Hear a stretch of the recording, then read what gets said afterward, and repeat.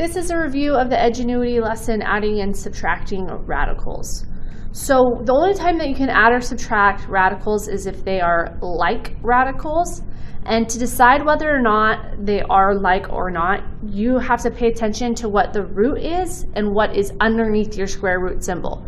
So for example, if this was the fourth root of 2x, for this to be a like radical, it would also be a fourth root, and underneath your square root sign, it would have to have a 2x. Or if we just had the square root of 5 and the square root of, it would have to be 5 for those to be like radicals.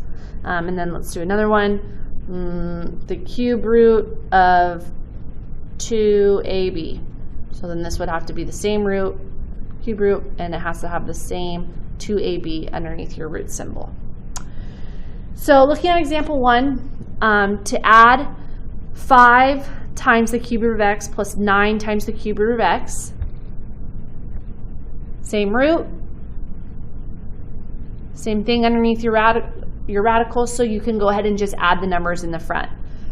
5 root 3 of x's plus 9 root 3 of x's, you just add the numbers, 14 root 3 of x. On this next one, you'll notice that they're both square roots, so it's 11 times the square root of 45 plus 4 times the square root of 5. But the problem is, this is a 45 and this is a 5, so they're not like radicals. But there are things that we can do to make them a like radical. So first, are there any perfect squares that go into 45? 9. So now, because remember, we have to choose a perfect square because we can square root the 9 and get a whole number. So the square root of 9, it gets to come out, but you have to square root it along the way. So we end up with 11 times 3 times the square root of 5 plus 4 root 5, which is 33.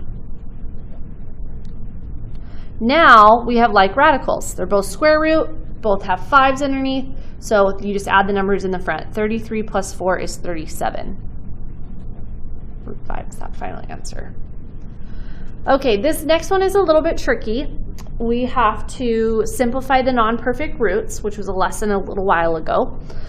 So remember when I taught that one, so when you're square rooting, you need to figure out how many groups of 2, because square root is 2, you have in each number. So for example, what I mean by that is like this first one, obviously that first guy there, the square root, that there's 2 x's right there.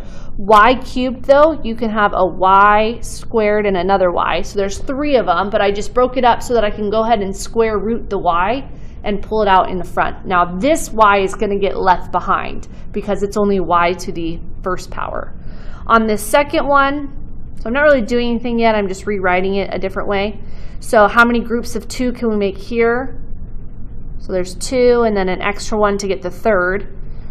Y to the fourth, that means we can have one group of 2 and another group of 2 because 2 plus 2 is 4.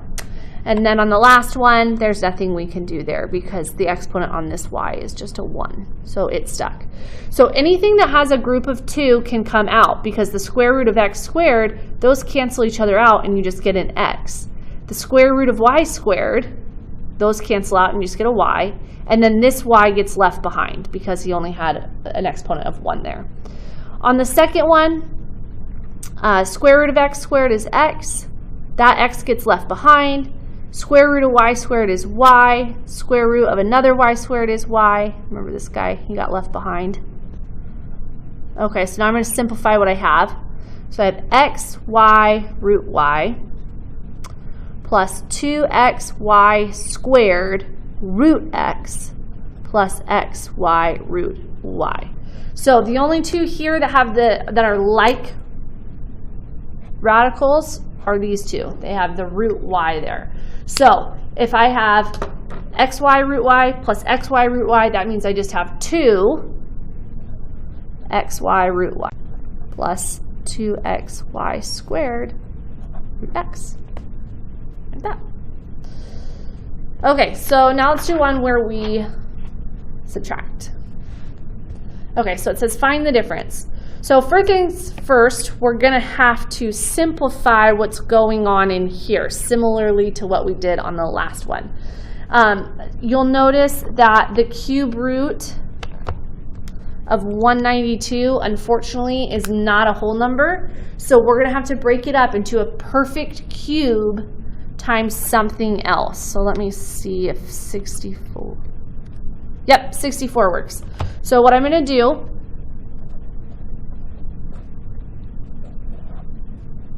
is I'm going to break up the 192 into 64 times 3. Now, since we're doing cube root, to be able to come out of the cube root symbol, you have to make groups of 3, and we don't have enough here. This is a to the first power. This b only has 2, so both of those are going to end up being stuck. And I'm just going to leave that for a minute.